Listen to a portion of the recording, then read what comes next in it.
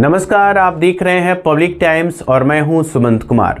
शुरुआत करते हैं गोपालगंज और आसपास की उन अहम खबरों के साथ जहां अपराध, हादसे, राजनीतिक, जन आंदोलन और मौसम से जुड़ी बड़ी घटनाओं ने लोगों को प्रभावित किया है। सबसे पहले डालते हैं नजर आज की बड़ी खबरों पर। गोपालगंज जिले से एक शर्मनाक घटना सामने आई है, जहां जादूपुर थाना क्षेत्र के एक गांव में 5 वर्षीय मासूम बच्ची के साथ दुष्कर्म का प्रयास किया गया। जानकारी के अनुसार बच्ची अपने घर के पास खेल रही थी, तभी जादूपुर मौजे गांव निवासी एजाज मियां ने उसे अकेला पाकर उसके साथ दुष्कर्म की कोशिश की। बच्ची ने तुरंत हिम्मत दिखाते हुए घटना की जानकारी अपने परिजनों को दी। जैसे ही परिजनों और स्थानीय लोगों को इस घृणित प्रयास का पता चला, उन्होंने आरोपी को रंगे हाथ पकड़ लिया और उसकी जमकर धुनाई कर दी। सूचना मिलते ही जादूपुर थाना पुलिस मौके पर पहुंची और आरोपी को भीड़ से छुड़ाकर हिरासत में ले लिया। पिटाई के कारण घायल हुए आरोपी का इलाज सदर अस्पताल में कराया गया। पुलिस ने बच्ची की मां के बयान के आधार पर प्राथमिकी दर्ज कर ली है। आवश्यक कानूनी प्रक्रिया पूरी करने के बाद रविवार को आरोपी एजाज मियां को कोर्ट में पेश किया गया। पुलिस मामले की गहन जांच कर रही है।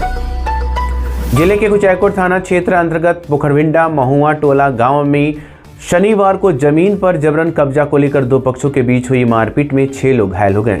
सभी घायलों का इलाज सदर अस्पताल के इमरजेंसी वार्ड में चल रहा है। जानकारी के अनुसार एक पक्ष से बेचू पंडित की पत्नी सरिता देवी, चंदेश्वर पंडित की बेटी संगीता कुमारी और बिंदु देवी घायल हुई हैं। घायलों का आरोप है कि जमीन विवाद को लेकर उन पर लाठी, डंडे और धारदार हथियार से हमला किया गया। वहीं दूसरे पक्ष से रायदेव पंडित के बेटे मुन्ना पंडित, भगीना केशव पंडित और मां सुनैना देवी घायल हो गई। उनका कहना है कि वे अपनी जमीन की बुआई कर रहे थे, तभी दूसरे पक्ष ने हमला कर दिया। घटना के बाद सभी घायलों को पहले कुचायकोट सामुदायिक स्वास्थ्य केंद्र में ले जाया गया, जहां प्राथमिक उपचार के बाद उन्हें सदर अस्पताल रेफर किया गया। पुलिस दोनों पक्षों की सूचना पर मामले की जाँच में जुटी है। जिले के बैकुंठपुर थाना क्षेत्र अंतर्गत हेमू छपरा गांव में शनिवार शाम अलाव के कारण लगी भीषण आग में एक वृद्ध की झुलसकर मौत हो गई। मृतक की पहचान स्वर्गीय ढोणा राय के 74 वर्षीय पुत्र गुद्दर राय के रूप में हुई है। परिजनों के अनुसार ठंड अधिक होने के कारण वृद्ध अपने कमरे में अलाव जलाकर खाट पर सो रहे थे। इसी दौरान खाट में आग लग गई, जो देखते ही देखते भयानक रूप ले लिया और वृद्ध उसकी चपेट में आ गए। आग लगने पर उन्होंने मदद के लिए आवाज़ लगाई, लेकिन घर के पास ट्रैक्टर से मिट्टी भराई का काम चलने के कारण आवाज़ किसी ने नहीं सुनी। तब तक परिजनों की नज़र पड़ी, तब तक वह गंभीर रूप से झुलस चुके थे। परिजन उन्हें पहले बैकुंठपुर सामुदायिक स्वास्थ्य केंद्र ले गए, जहां से हालत गंभीर होने पर सदर अस्पताल रेफर किया गया। सदर अस्पताल में जांच के बाद चिकित्सकों ने उन्हें मृत घोषित कर दिया। घटना की सूचना पुलिस को दी गई है, जो मामले की जाँच में जुटी है। जिले के बैकुंठपुर थाना क्षेत्र के दिघवा गांव में रविवार को 30 वर्षीय महिला की धारदार हथियार से हत्या कर शव को फंदे से लटकाकर आत्महत्या का रूप देने का मामला सामने आया है। सूचना पर पहुंची पुलिस ने शव को कब्जे में लेकर पोस्टमार्टम के लिए सदर अस्पताल भेज दिया है। मृतका की पहचान दिघवा गांव निवासी मुन्ना शाह की पत्नी रीना देवी के रूप में हुई है, जो भगवानपुर गाँव के स्वर्गीय रेखा माझी की बेटी थी। मृतका के भाई भिखम माझी ने आरोप लगाया है कि करीब 7 वर्ष पूर्व रीना ने प्रेम विवाह किया था। शादी के बाद से ससुराल पक्ष उसे प्रताड़ित करता था। रविवार सुबह फांसी की सूचना मिलने पर जब परिजन पहुंचे तो शव पर सिर, गर्दन और शरीर के अन्य हिस्सों में गहरे जख्म पाए गए, जिससे हत्या की आशंका जताई जा रही है। पुलिस व FSL टीम ने घटनास्थल की जांच कर नमूने एकत्र किए हैं। थाना अध्यक्ष सुभाष प्रसाद ने बताया कि आवेदन मिलने पर आगे की कार्रवाई की जाएगी। आम लोगों में वैज्ञानिक सोच को बढ़ावा देने और वैज्ञानिक अनुसंधान के महत्व को समझाने के उद्देश्य से एक विशेष साइंटिस्ट वर्कशॉप सह प्रशिक्षण कार्यक्रम का आयोजन किया गया। ये कार्यक्रम अनुसूचित जाति जनजाति परिसर गोपालगंज में संपन्न हुआ। कार्यक्रम में बड़ी संख्या में आमजन के साथ साथ जनप्रतिनिधियों ने भाग लिया। कार्यशाला में मुख्य रूप से श्री प्रणव कुमार राय, वरीय फॉरेंसिक वैज्ञानिक सह प्रभारी, जिला विधिक विज्ञान इकाई, अपराध अनुसंधान विभाग उपस्थित रहे। उन्होंने बताया कि वैज्ञानिक अनुसंधान और फॉरेंसिक विज्ञान किस तरह अपराध की जांच में मदद कर सकता है और सच तक पहुंचने में सहायक होता है। उन्होंने कहा कि वैज्ञानिक तरीकों के इस्तेमाल से जांच अधिक मजबूत और निष्पक्ष बनती है। कार्यशाला के दौरान लोगों को वैज्ञानिक अनुसंधान बुनियादी जानकारी दी गई और उसके सवालों के जवाब भी दिए गए। कार्यक्रम से लोगों में वैज्ञानिक जागरूकता बढ़ाने का प्रयास किया गया। शहर के मेन स्टेडियम से रविवार को अखिल भारतीय विद्यार्थी परिषद के उत्तर बिहार प्रांत की 67वें प्रांतीय अधिवेशन के तीसरे दिन भव्य शोभा यात्रा निकाली गई। इसमें बिहार के 19 जिलों से आए छात्र छात्राओं और कार्यकर्ताओं ने भाग लिया।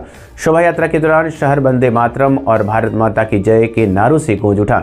शोभा यात्रा में अखिल भारतीय विद्यार्थी परिषद के राष्ट्रीय महामंत्री डॉक्टर वीरेंद्र सिंह सोलंकी और बिहार झारखंड क्षेत्रीय संगठन मंत्री याज्ञवल्लभ शुक्ला प्रमुख रूप से शामिल हुए।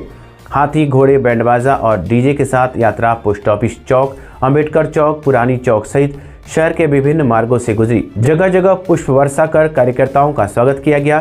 शोभा यात्रा के समापन के बाद खुला अधिवेशन आयोजित हुआ, जिसमें उत्तर बिहार के 19 जिलों के छात्रों ने राष्ट्रवाद के समर्थन में हुंकार भरी। कड़ाके की ठंड और घने कोहरे का असर रेल यातायात पर साफ दिखा। सिवान जंक्शन पर कई ट्रेनें घंटों की देरी से पहुंची, जिससे यात्रियों को भारी परेशानियों का सामना करना पड़ा। शहीद एक्सप्रेस, बाग एक्सप्रेस और हमसफर स्पेशल जैसी प्रमुख ट्रेनें 15 से 20 घंटे तक विलंब रही। इसके अलावा कुछ पैसेंजर और एक्सप्रेस ट्रेनों को रद्द भी कर दिया गया। ठंड और कोहरे के बीच स्टेशन पर फंसे यात्रियों की मुश्किलें बढ़ गई। यात्री लगातार पूछताछ काउंटर पर ट्रेनों की स्थिति की जानकारी लेते नजर आए। राजद ने राज्य सरकार पर तेजस्वी यादव के dream project Gopalganj medical college को ठंडे बस्ते में डालने का आरोप लगाया है। राजद जिलाध्यक्ष दिलीप कुमार सिंह ने प्रेस कॉन्फ्रेंस में कहा कि 2022 में उप मुख्यमंत्री व स्वास्थ्य मंत्री रहते हुए तेजस्वी यादव ने मेडिकल कॉलेज की घोषणा की थी, लेकिन सरकार बदलते ही योजना पर विराम लगा दिया गया। उन्होंने आरोप लगाया कि मेडिकल कॉलेज के नाम पर जानबूझकर विवाद खड़ा किया जा रहा है ताकि परियोजना आगे न बढ़े। राजद प्रधान महासचिव इम्तियाज अली भुट्टो ने कहा कि एनडीए नेता इस मुद्दे पर गंभीर नहीं है। राजद ने मेडिकल कॉलेज निर्माण सहित कई मांगों को लेकर जन आंदोलन की चेतावनी दी। बांग्लादेश में हिंदुओं पर हो रहे अत्याचार के विरोध में कुचायकोट प्रखंड के बलवंत सागर बाजार में शनिवार को आक्रोशित लोगों ने कैंडल मार्च निकालकर प्रदर्शन किया। ये प्रदर्शन सनातन सेवा संस्थान के कार्यकर्ताओं व ग्रामीणों के नेतृत्व में किया गया। प्रदर्शन संकट मोचन हनुमान मंदिर से शुरू होकर शिव शक्ति मोड़, बैंक चौक, बजरंग चौक होते हुए पूरे बाजार में घुमाया गया। इस दौरान प्रदर्शनकारियों ने बांग्लादेश मुर्दाबाद और बांग्लादेश होश में आओ जैसे नारे लगाए। हाथों में जलती कैंडल लेकर लोगों ने विरोध जताया और भारत सरकार से हस्तक्षेप कर ठोस कार्रवाई की मांग की। विरोध प्रदर्शन के दौरान सुरक्षा व्यवस्था को लेकर बिशंबरपुर थाना की पुलिस मुकेंद्र कुमार के नेतृत्व में तैनाती रही। मौसम विभाग ने उत्तर बिहार के लिए कोल्ड डे को लेकर रेड अलर्ट जारी किया है। 5 और 6 जनवरी को विशेष सतर्कता बरतने की सलाह दी गई है। अगले 48 से 72 घंटे के दौरान तापमान गिरकर करीब 7 डिग्री सेल्सियस तक पहुंच सकता है, जो इस वर्ष की सबसे कड़ी ठंडी मानी जा रही है। ठंड का असर 8 जनवरी तक बने रहने की संभावना है। भारत मौसम विज्ञान विभाग ने लोगों से सावधानी बरतने और सतर्क रहने की अपील की है। तो ये थी आज की प्रमुख खबरें। अगर आपको हमारी खबरें सही और ज़रूरी लगी हो तो वीडियो को लाइक करें, चैनल को सब्सक्राइब करें और खबरों को ज़्यादा से ज़्यादा साझा करें। ऐसे ही विश्वसनीय और तेज़ खबरों के लिए जुड़े रहिए पब्लिक टाइम्स के साथ। मैं हूँ सुमंत कुमार। नमस्कार।